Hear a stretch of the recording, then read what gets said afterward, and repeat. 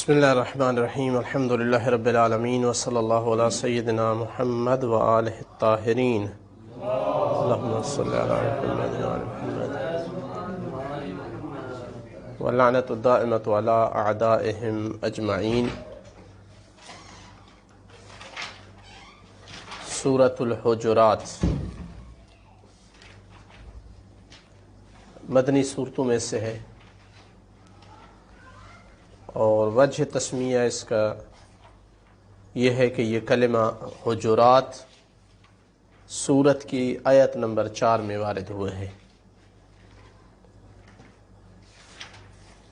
تو عام طور پر جو صورتوں کے نام ہیں وہ انہی صورتوں میں موجود کسی کلمہ کے نام پر صورت کا نام رکھ دیا گیا ہے۔ تو یہ انشاءاللہ جب ہم آیت نمبر 4 پہ پہنچیں گے وہاں اس لفظ کے بارے میں بحث کریں گے کہ یہ حجرات کیا ہے۔ ہر صورت کے پڑھنے کے فضائل وارد ہوئے ہیں روایات میں۔ قرآن پڑھنا ماہ رمضان میں مطلقاً عام دنوں سے بہت زیادہ ثواب رکھتا ہے۔ تو یہ مطلب یعنی کوئی علمی مطالب سے شمار نہیں ہوتا، اس لیے میں نے ٹائم کو مد نظر رکھتے ہوئے کہ ہم یہ 10 دنوں میں مکمل کریں اور روایات کو نہیں لایا ہوں۔ بسم اللہ الرحمن الرحیم۔ یا ایھا الذین آمنوا لا تقدموا بین یدی اللہ ورسولہ واتقوا اللہ ان اللہ سمیع علیم۔ سادہ سادہ ترجمہ اس آیت کا کہ اے اہل ایمان، اے وہ جو ایمان لائے ہو، اللہ اور اس کے رسول کے سامنے مقدم نہ کرو۔ کس چیز کو؟ اس کا ذکر نہیں کیا گیا۔ ایک ترجمہ۔ دوسرا ترجمہ، اے اہل ایمان، اللہ اور اس کے رسول پر سبقت نہ کرو۔ یہ دوسرا ترجمہ، یعنی خود تم نہ بڑھو ان کے سامنے، سبقت نہ کرو۔ اللہ سے ڈرو، بے شک اللہ سننے والا اور جاننے والا ہے۔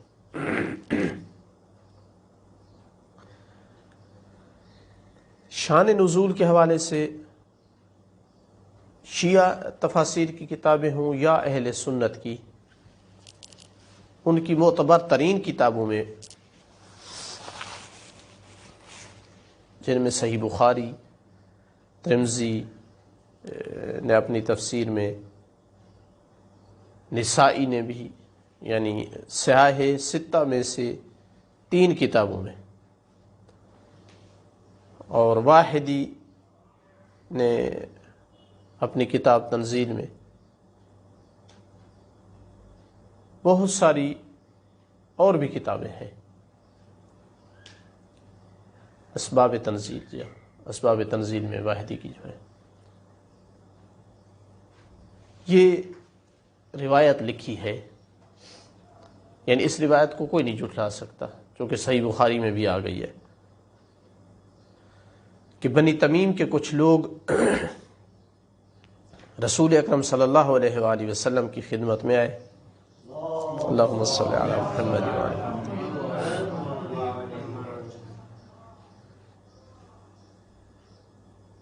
اس وقت محفل میں خلیفہ اول اور دوم دونوں موجود تھے۔ تو پہلے خلیفہ نے کہا ہے کہ یا رسول اللہ، اب اس سے پہلے کہ اللہ کے رسول کوئی رائے دیں، اپنی کوئی فرمائش کریں، تو پہلے خلیفہ بولا کہ یا رسول اللہ، القعقاع بن معبد کو ان کا امیر بنا دے، امیر القوم قعقاع بن معبد۔ رسول اللہ کو گویا یہ مشورہ دے رہا ہے۔ تو دوسرے خلیفہ نے فوراً کہا کہ نہیں یا رسول اللہ، اقرع بن حابس کو خلیفہ ان پر امیر بنائے۔ ہر قوم میں ایک امیر ہوتا تھا۔ یہ روایت بتاتی ہے کہ رسول اللہ صلی اللہ علیہ وسلم کسی قوم کو امیر کے بغیر نہیں چھوڑا کرتے تھے۔ ایسی روایتیں لکھ کر بھی کہتے ہیں کہ پوری امت کو بغیر امیر کے چھوڑ گئے ہیں۔ یعنی کیسے متناقض چیزوں میں جم کرتے ہیں کہ ادھر سے گویا یہ چیز اس طرح مسلم تھی کہ ایک قوم اگر اسلام لے آئی ہے تو اس کو امیر کے بغیر نہیں چھوڑتے، اس لیے فوراً انہوں نے کہا کہ اس نے کہا اس کو بنائے اور دوسرے نے کہا اس کو بنائے۔ پھر پتہ نہیں کہ کیسے یہی لوگ کہتے ہیں کہ پوری امت کو بغیر امیر کے چھوڑ کے گئے۔ بہرحال وہ ہمارا ٹاپک نہیں ہے۔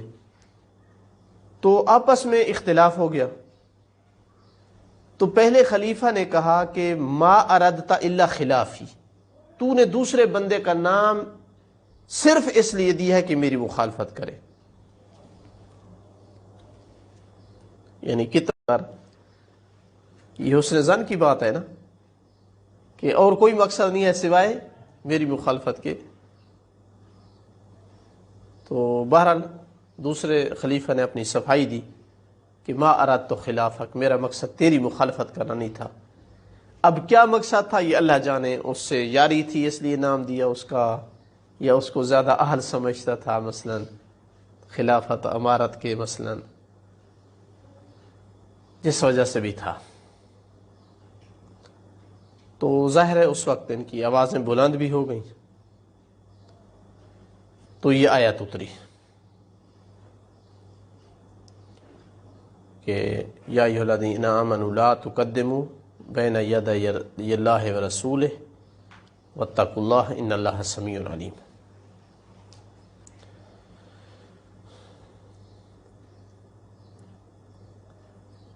شیعہ نے بھی یہ لکھی ہے روایت، مفسرین نے۔ تفسیر قومی میں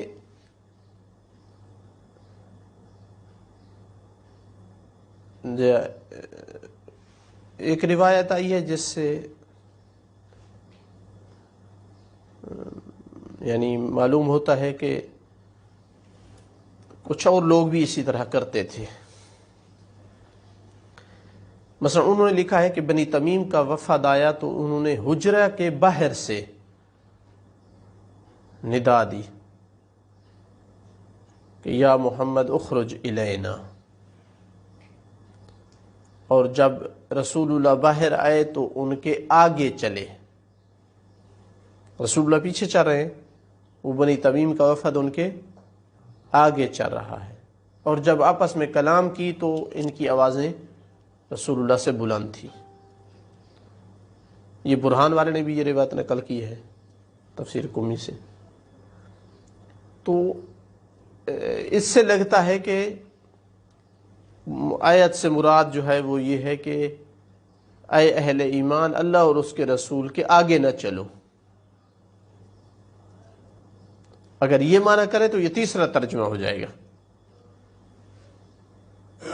تین معنی ہو جائیں گے کہ رسول اللہ پر، اللہ اور اس کے رسول پر کوئی چیز مقدم نہ کرو، یہ متعدی معنی ہو جائے گا۔ لا تقدمو یعنی لا تقدمو شیئا، چونکہ حذف متعلق عموم کی دلیل ہے کہ کوئی چیز قدم نہ کرو، کوئی فعل، کوئی قول، کوئی چیز بھی۔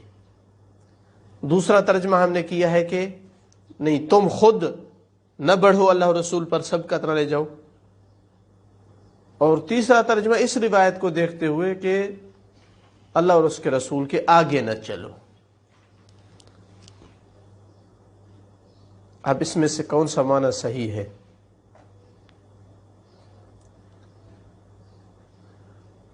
آیت کے تمام کلمات کو اگر دیکھا جائے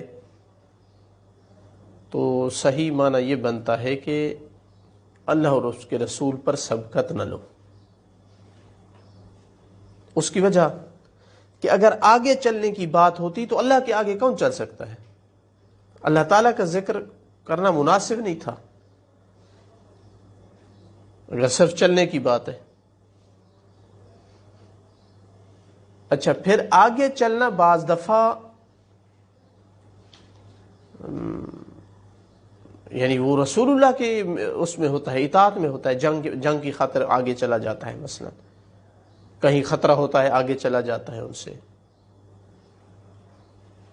آگے چلنا صرف چال میں آگے چلنا ہر جگہ اہانت نہیں ہے، ہر جگہ نافرمانی نہیں ہے.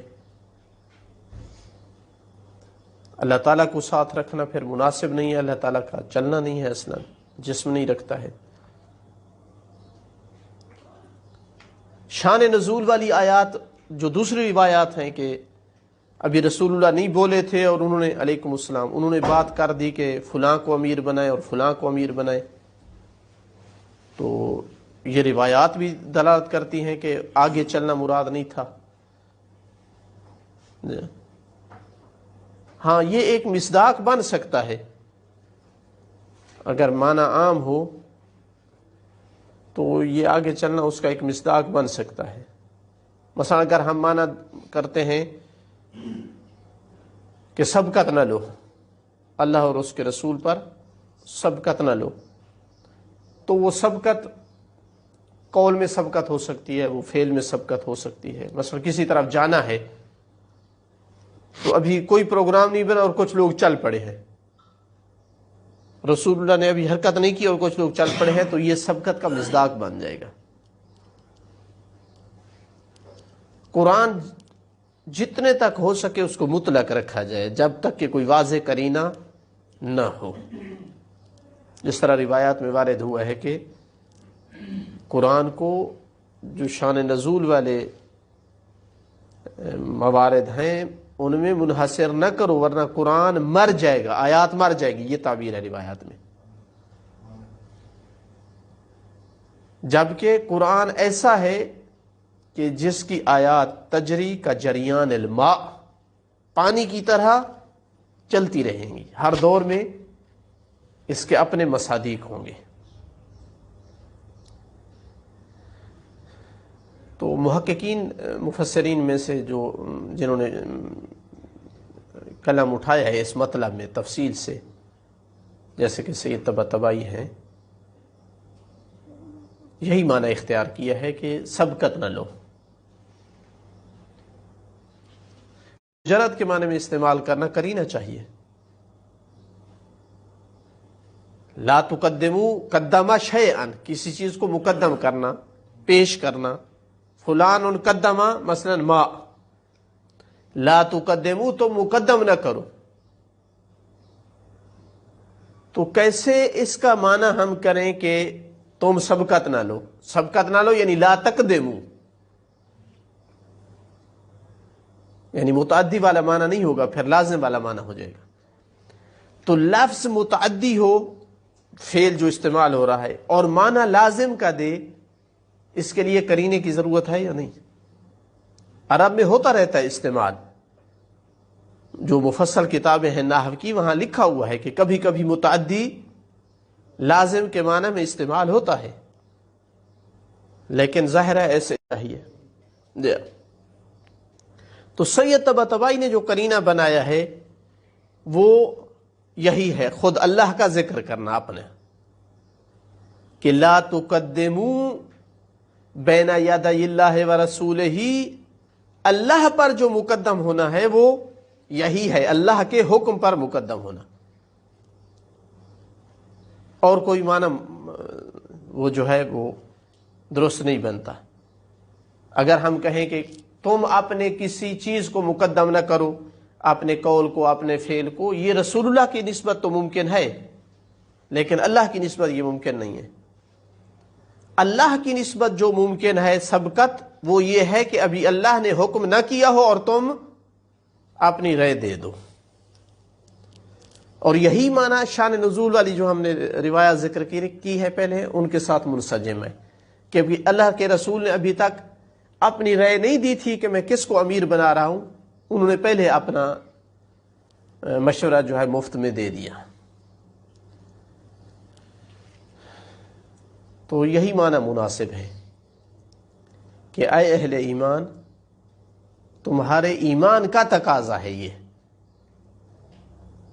کہ اللہ اور اس کے رسول پر سبقت نہ کرو، انتظار کرو۔ اللہ کا حکم ہے، رسول اللہ کا حکم ہے، اس کی اطاعت کرو۔ تمہارا کام ہے اتباع کرنا، تمہارا کام سبقت کرنا نہیں ہے۔ واضح ہوا معنی کہ یا ایھا الذین آمنوا لا تقدموا بین یدی اللہ ورسولہ۔ یہ بین یدی اللہ ورسولہ یہ تعبیر مجازی ہے، عرب استعمال کرتے ہیں۔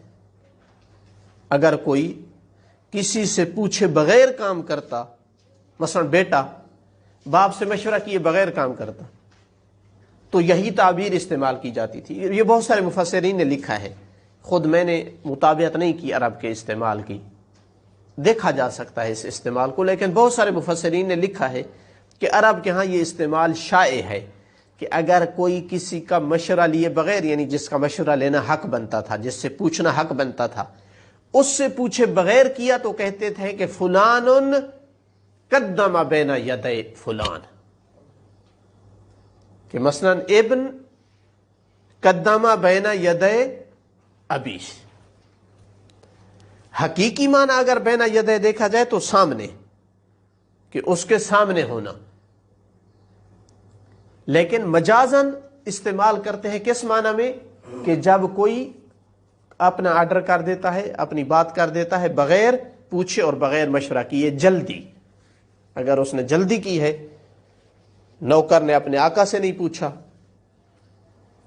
بیٹے نے اپنے باپ سے نہیں پوچھا، مثلا ملازم نے اپنے افیسر سے نہیں پوچھا جبکہ وہ پوچھنے والی بات تھی، تو وہاں عرب یہ تعبیر استعمال کرتے ہیں کہ فلان قدم بین یدی فلان، اور یہ تعبیر مجازی ہے، چونکہ حقیقی معنی جس طرح عرض کیا ہے، اس کا حقیقی معنی ہے کہ کوئی کسی کے سامنے آئے۔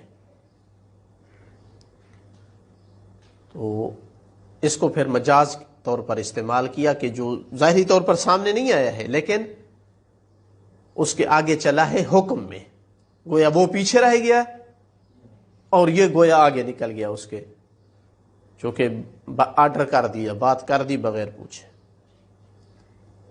تو یہ تعبیر اس معنی میں مجاز ہے۔ خلاصہ یہ ہوا اس جملے کا کہ اہل ایمان کے ایمان کا تقاضا ہے کہ وہ انتظار کریں، اللہ اور اس کے رسول کا جو آرڈر اور حکم آئے اس پر چلیں۔ ان کا یہ کام نہیں ہے کہ وہ اللہ اور رسول سے پوچھے بغیر اپنی رائے ٹھونسنے کی کوشش کریں۔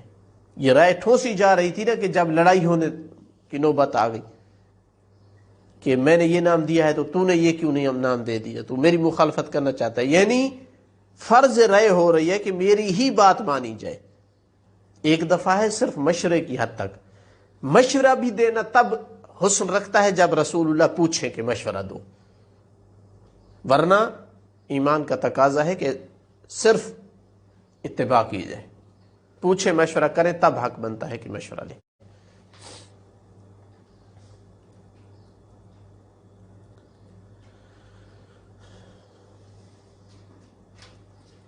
واتقوا اللہ، اللہ سے ڈرو۔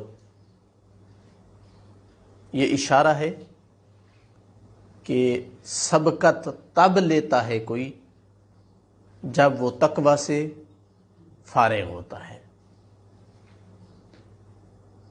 ورنہ کوئی مناسبت نہیں تھی۔ یا ایھا الذین آمنوا لا تقدموا بین یدی اللہ ورسولہ واتقوا اللہ، سبقت نہ لو اور اللہ سے ڈرو۔ یہ واضح اشارہ ہے کہ سبقت کون لیتا ہے؟ جس کے ہاں تقوی نہیں ہے۔ جن کے پاس تقوی ہے وہ سبقت نہیں لیتے ہیں۔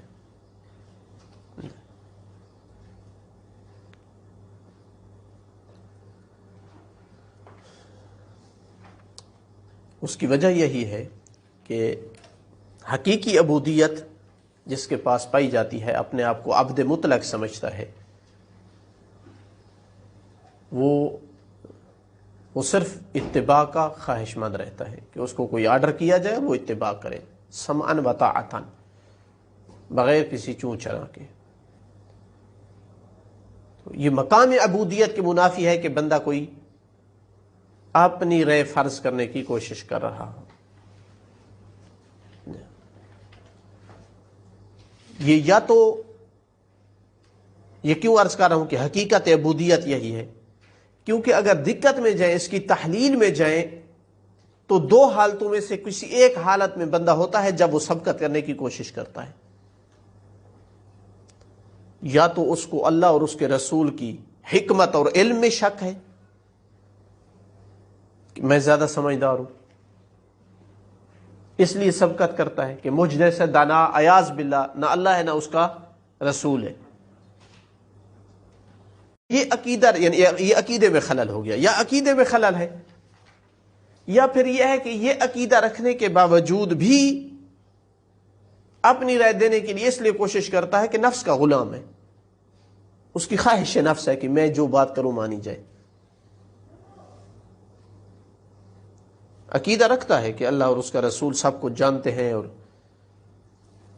وہ جو حکم آئے گا وہی حکمت پہ مبنی ہوگا، لیکن پھر بھی اپنے اوپر قابو نہیں پا سکتا کہ بس میں ہوں، میری بات مانی جائے.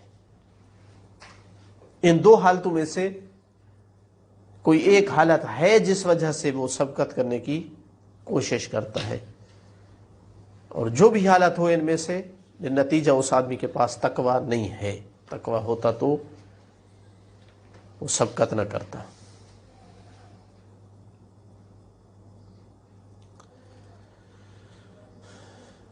ایک آدمی ایسا ہے،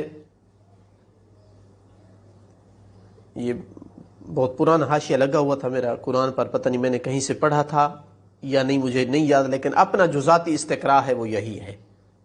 اس وقت بھی شاید میں نے وہ اپنا ہی یہ لکھا ہو یا کہیں سے دیکھا تھا. ایک آدمی ایسا ہے، صحابہ میں جہاں بھی آپ کو تقدم علی رسول اللہ ملے گا وہ آدمی وہاں ملے گا.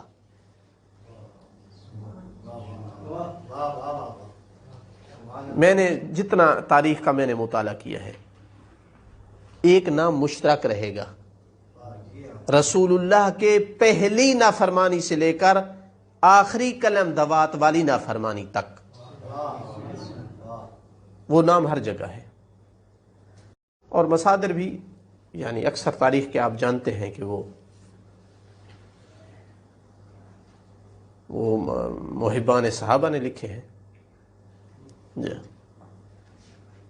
تو وہ ایک نام وہاں موجود ہے.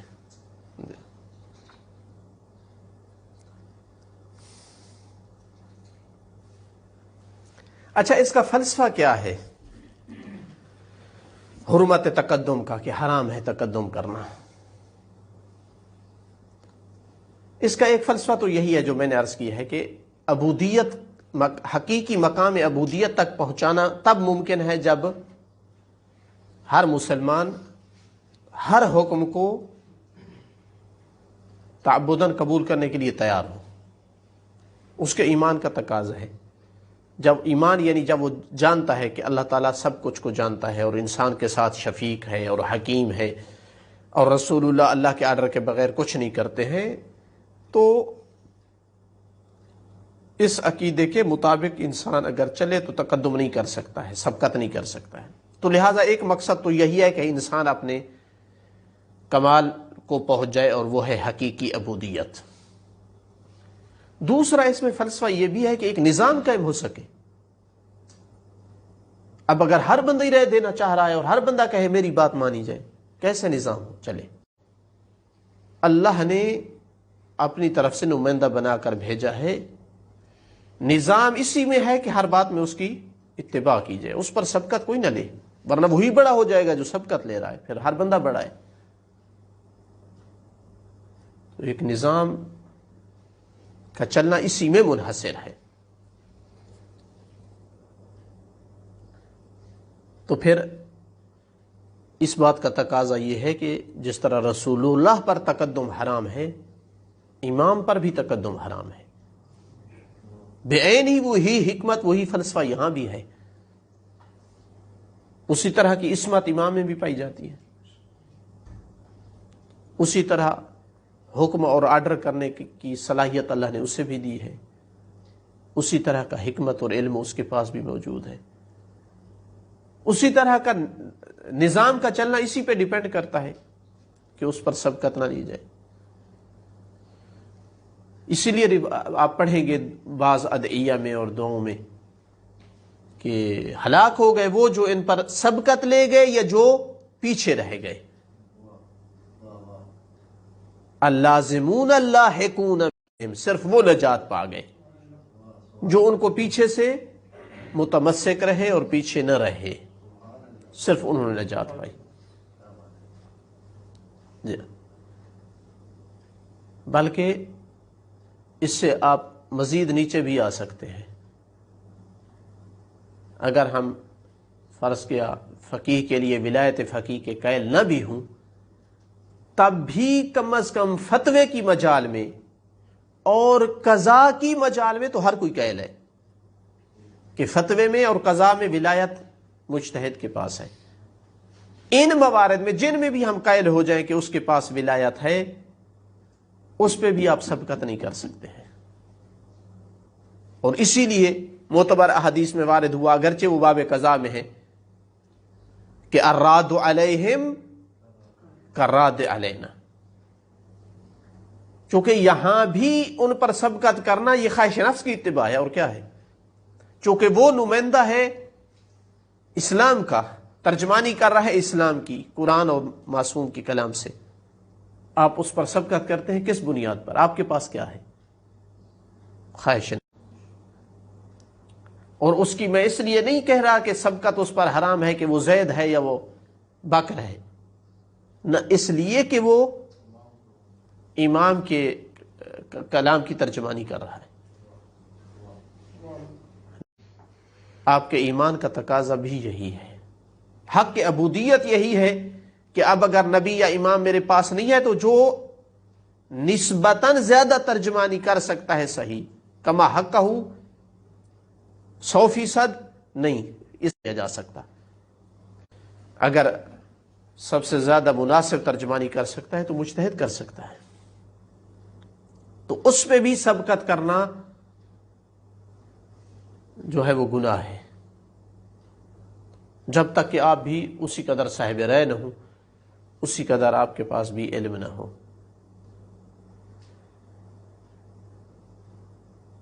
تو لہٰذا یہ آیت حقیقتاً ایک مسلمان کو اطاعت مطلقہ کی دعوت دے رہی ہے، غیر مشروط اطاعت، کہ آپ کا کے ذہن میں کیا آ رہا ہے، آپ کا خواہش کیا ہے. جب علم ہو جائے کہ یہ اللہ اور اس کے رسول کی طرف سے ہے، ایک دفعہ تو آپ کو شک ہے کہ جس بندے سے میں لے رہا ہوں پتہ نہیں یہ کتنا سمجھدار ہے، پڑھا لکھا ہے نہیں ہے، جانتا ہے کچھ، اس کی بات نہیں ہے. جب آپ کو علم ہے کہ یہ اللہ اور اس کے رسول کی طرف سے ہے تو وہاں سبقت کرنا یعنی اس کا مطلب ہے کہ آپ صحیح مطیع نہیں ہیں، صحیح فرم بردار نہیں ہیں.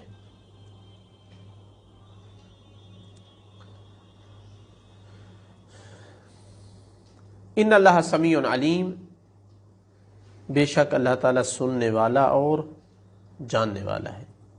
یہاں ان صفات کا ذکر کرنا یہ مناسبت رکھتا ہے کہ سمیع ہے جو بھی بات آپ کرتے ہیں، کہ آپ سبقت کر رہے ہیں یا نہیں اللہ تعالیٰ پر، اس کے رسول پر. علیم میں یہ اشارہ ہے کہ اس کا ہر حکم علم پہ مبنی ہوتا ہے. کوئی چیز اس سے ایسی صادر نہیں ہے جو بغیر علم کے ہے اور آپ جبران کریں اس کا کہ میں جانتا ہوں، اعاذ باللہ اللہ تعالیٰ نہیں جانتے.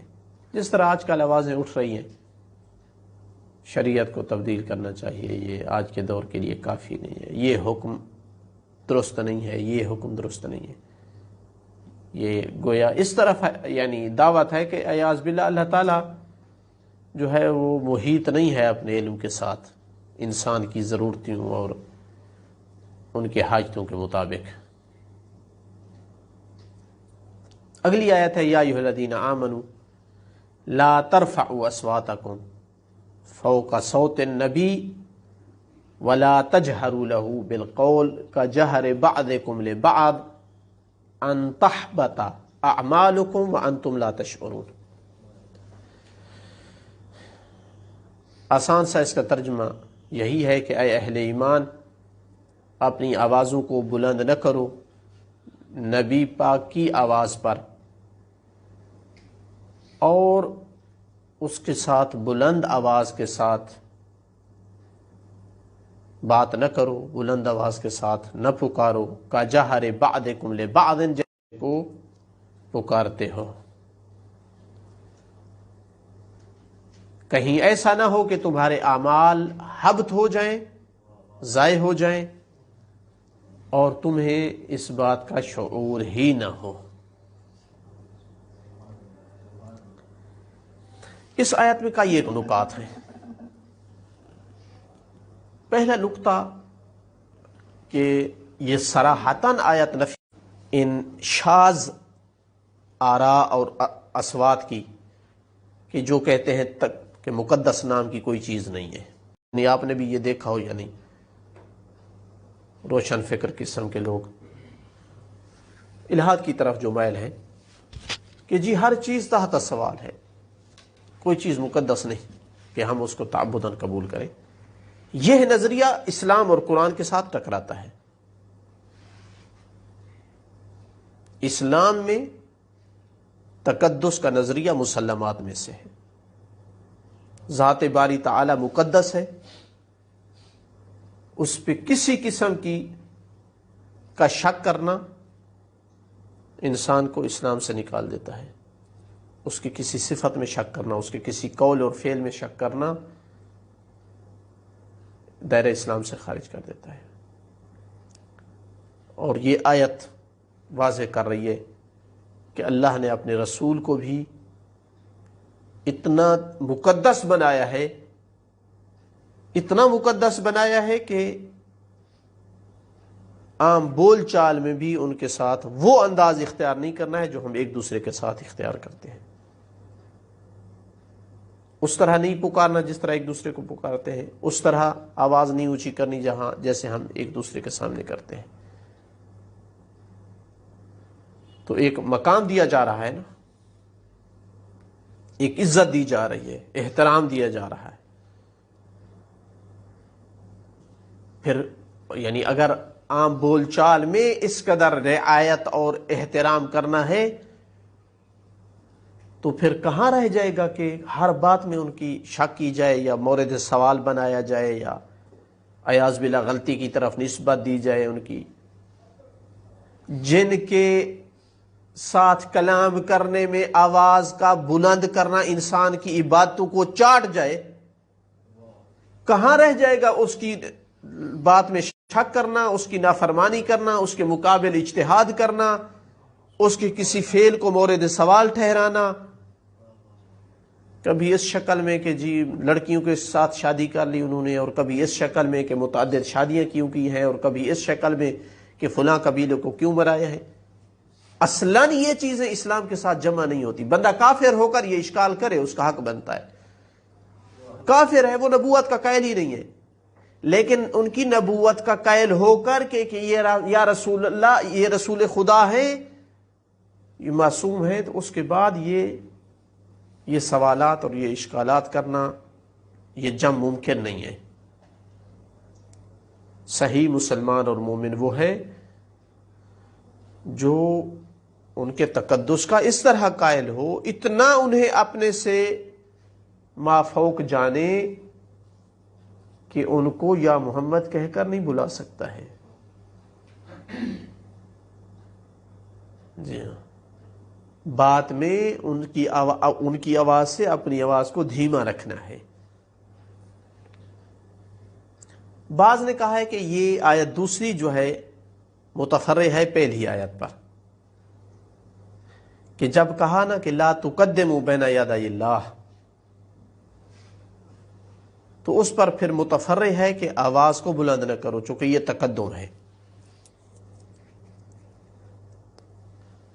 لیکن تھوڑا سا اگر دقت کی جائے تو کوئی ملازمہ نہیں ہے ان دو باتوں میں. ایک بندہ تقدم نہیں کرتا رائے میں، لیکن اس کی آواز اونچی ہو سکتی ہے. ممکن ہے جم ہو جائیں لیکن ملازمہ نہیں ہے. ملازمہ نہیں ہے کہ جو بھی بلند آواز کرتا ہے اس کا معنی ہے کہ وہ سبقت لے رہا ہے. ہاں دوسری طرف سے آپ کہہ سکتے ہیں ملازمہ ہے کہ جو سبقت لینا اپنا حق سمجھتا ہے آواز بلند کرنا تو اس کے لیے کیا مسئلہ ہے پھر. اور اسی لیے صحیح بخاری میں بھی اور دوسری بعض مثلا واحدی کی اسباب تنزیل میں بھی اس دوسری آیت کا شان نزول بھی وہی جھگڑا ہے کہ اس جھگڑے میں یہ دونوں باتیں ہوئیں. ایک تو سبقت ہوئی، رسول اللہ صلی اللہ علیہ وسلم ابھی نہیں بولے تھے کہ انہوں نے اپنی آرا دینا شروع کر دی، اور دوسرا اسی جھگڑے میں آوازیں بھی ان کی بلند ہو گئیں. البتہ بعض دوسری روایات میں ہے شان نزول میں آیا ہے ثابت بن قیس نامی آدمی تھا، اس کی وہ عادت تھی کہ اونچا بولتا تھا، جس کو عربی میں جمہوری کہتے ہیں. جمہوری یعنی آواز اونچی ہے اس کی بولنے میں، جہوری جمہوری کہتے ہیں، جہوری جہر سے. تو جب یہ آیت اتری تو وہ بہت زیادہ خوف زدہ ہو گیا اور گھر والوں سے کہا کہ مجھے وہ کر دیں گھوڑے والی جگہ میں، اور جب تک میرے لیے توبہ کا آرڈر نہ آئے تو میں وہاں سے نہیں نکلوں گا. تو جب رسول اللہ صلی اللہ علیہ وسلم کو علم ہوا تو پیغام بھیجا کہ نہیں، تجھے بشارت ہو جنت کی. اچھا اگر یہ بندہ ہے تو اس کی ساتھ اس طرح کی توبہ بھی ذکر ہوئی ہے، لیکن جہاں جن روایات میں کچھ دوسروں کا ذکر ہے وہاں اس طرح کی توبہ کا ذکر نہیں ہے. تو صحابہ سارے معصوم نہیں تھے، غلطی کا امکان صحابہ سے تھا، لیکن پھر جبران کس طرح کر لیتے تھے یا نہیں بات اس میں ہے.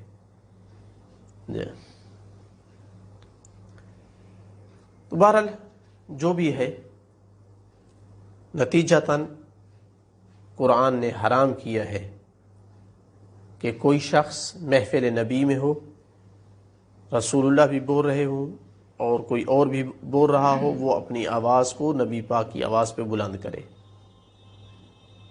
اب اگر صرف ایک طرف سے بات ہو رہی ہے، صرف رسول اللہ بول رہے ہیں، تب بھی اس کا مورد نہیں آئے گا. اگر صرف کوئی دوسرا آدمی بول رہا ہے رسول اللہ خاموش بیٹھے ہیں، تب بھی یہ مورد نہیں آئے گا، چونکہ آیت کہتی ہے لا ترفعوا اصواتکم فوق صوت النبی. یہ کب ممکن ہے؟ جب دو طرف سے کلام ہو رہی ہو، کہ نبی پاک کی آواز سے تمہاری آواز بلند نہ ہو. اور ایک آواز بلند کرنا، کوئی بھی بات ہو، چاہے بات اچھی بھی ہو تب آواز بلند نہیں کر سکتے، چونکہ قید نہیں ہے کہ بری بات ہے تو بھی نبی پاک کی آواز سے بلند نہ کریں. اسی لیے علماء ائمہ کی ذریعہ میں زیادہ چیخ کر درود کو بھی پسند نہیں کرتے ہیں، چونکہ مقام نبی، مقام امام ان کی زندگی کے ساتھ خاص نہیں ہے، ان کی زندگی کے ساتھ خاص نہیں ہے. جیسے مثلا تقدم ہے، کوئی کہہ سکتا ہے کہ رسول اللہ صلی اللہ علیہ وسلم چلے گئے ہیں، اب کوئی حرج نہیں، ان کی رائے پر انسان تقدم کر سکتا ہے؟ نہیں، جو فرما کر کے گئے ہیں اس پر تقدم جائز نہیں ہے. تو اسی طرح ان کے مقام، ان کے حضرہ اور مشہد میں کھڑے ہو کر بلند آواز سے چیخ کر کوئی چیز بھی، صلوات ہو، درود ہو، قرآن ہو. اور اس کا کیا فلسفہ ہے؟ اب ایک بندہ تقدم بھی نہ کر رہا ہو لیکن پھر بھی اس کی بری آواز، اس کی اونچی آواز پسند نہیں کی گئی، منع کیا گیا ہے. اس کا فلسفہ یہی ہے کہ اس میں بے ادبی ہے، سوء ادب ہے. ادب کو اسلام نے اہمیت دی ہے، جو کہ آج کل یعنی ایک گویا کہ ایک بے معنی چیز جس کو سمجھا جا رہا ہے کہ کوئی جس کی حیثیت اور ویلیو نہیں ہے. اسلامی روایات میں ادب ایک انتہائی مہم چیز ہے، جو والد کے ادب کے ساتھ ادب سے شروع ہوتا ہے، پھر استاد ہے، پھر امام ہے، نبی ہے۔ بعض علماء، اب شیخ مفید ہیں یا پتہ نہیں کوئی اور ہیں، پوری زندگی اپنے پاؤں لمبے کر کے نہیں سوئے ہیں کہ کہیں اس میں میرے خالق کی بے ادبی نہ ہو، اس حد تک۔ تو بے ادبی ہے کہ کوئی محفل رسول میں ان کی آواز سے زیادہ اونچی آواز کے ساتھ بول رہا ہو۔ بے ادبی ہے کہ کوئی نبی پاک کو ایسے بلائے جیسے ایک دوسرے کو بلایا جاتا ہے۔ اور شان نزول میں وارد ہوا ہے کہ انہوں نے یا محمد کہہ کر پکارا۔ عرب بدو ہوتے تھے، وہ ادب نہیں جانتے تھے، تو چاہے ان کے ذہن میں نہیں ہوتا تھا کہ بے ادبی ہے، لیکن قرآن نے انہیں سکھا دیا ہے کہ یہ بے ادبی ہے، یہ بے ادبی ہے۔ اچھا، ایک سوال یہاں یہ آتا ہے کہ ان دو چیزوں سے نہیں کرنے کے بعد، لا ترفعوا اصواتکم اور لا تجہروا لہ بالقول، ان دو سے نہیں کرنے کے بعد فرمایا ان تحبط اعمالکم۔ صرفی نحوی اعتبار سے آپ کو یہاں کچھ مقدر کرنا ہوگا، لئلا تحبط اعمالکم یا کراہت ان تحبط اعمالکم، تب یہ جملہ سیٹ ہوگا۔ تو سزا اور جرم کے درمیان مطابقت ضروری ہے کہ جتنا جرم ہے اتنی سزا ہونی چاہیے۔ کیا واقعاً جیسے ایک دوسرے کو پکارتے ہیں یہ اتنا بڑا جرم ہے کہ حبط اعمال کا موجب بن جائے؟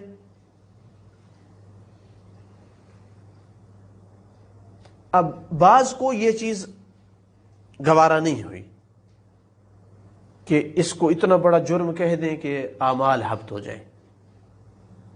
اتنا بڑا جرم کہاں کیسے ہو گیا؟ بندہ تو مومن ہے، مسلمان ہے، کافر اور مشرک تو نہیں ہے، نبوت پہ ایمان رکھتا ہے، اتنی چھوٹی غلطی سے کافر کے ہوتے ہیں، مشرک کے ہوتے ہیں۔ تو اس لیے اس کا معنی یہ کیا، میں کچھ کی بات کر رہا ہوں، بعض اہل سنت کی، غالباً زمخشری نے کشاف میں کی ہے یہ تفسیر، کہ اس سے مراد تاکہ تمہارے عمل کا اجر ضائع نہ ہو جائے،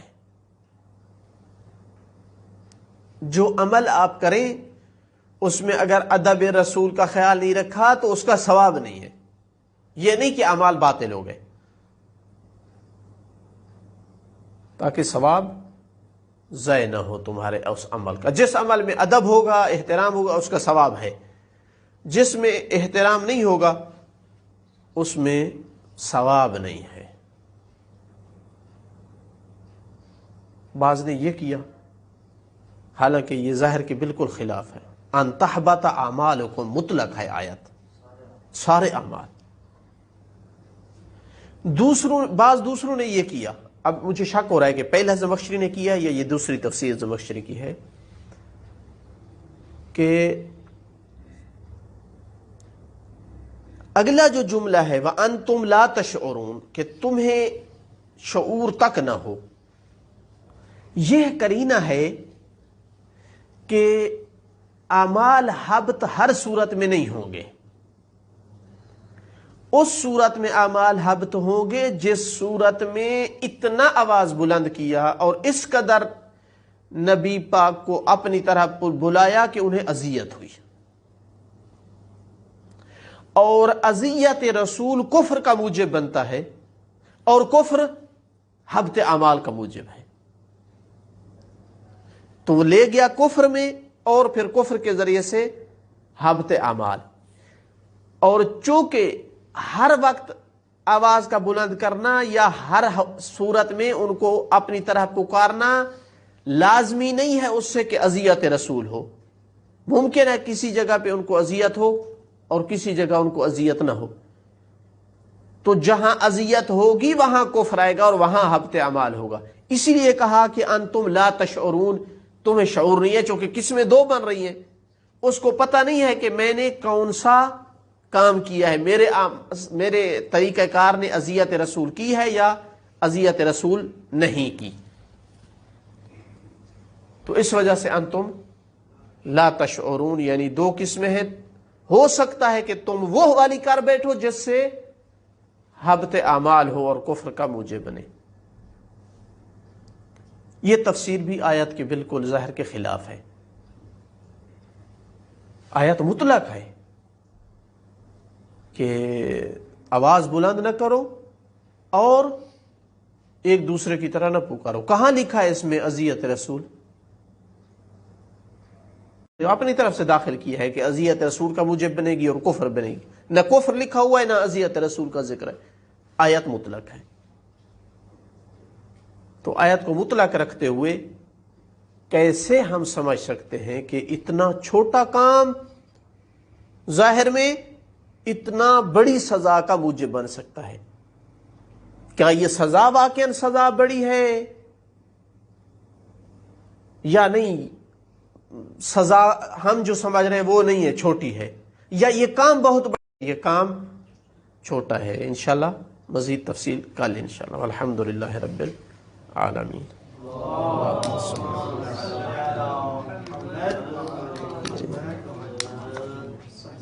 احسن اللہ علیکم۔